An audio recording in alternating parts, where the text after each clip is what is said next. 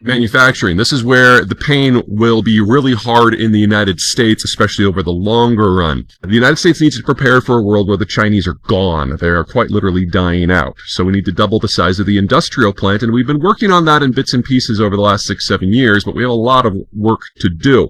Throwing tariffs on top of everything else that's going on right now really slows that process down, but it doesn't do so equally. Let's say you are a Canadian producer of flour. You mill wheat into flour and you sell that flour to the United States. That's a commodity. And if you have a 25% flat tariff on that, it is going to encourage American producers of wheat to get their wheat milled into flour to substitute. It's kind of classic tariff theory. Problem is if you're talking about a more advanced product with more supply chain steps that cross borders multiple times, the tariff gets applied more than once to things where you have a different margin for each sub-product and intermediate product. So like a car has 30,000 pieces to it.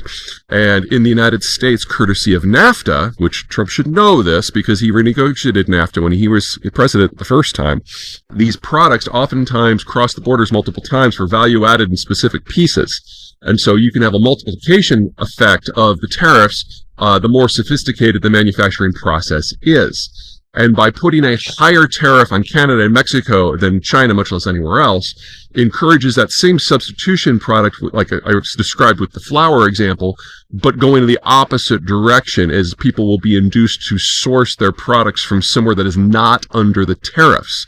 By putting the tariff on Mexico and Canada, what Trump has done is basically taxed the American manufacturing alternative, and will strongly encourage people to source from Europe and especially from East Asia.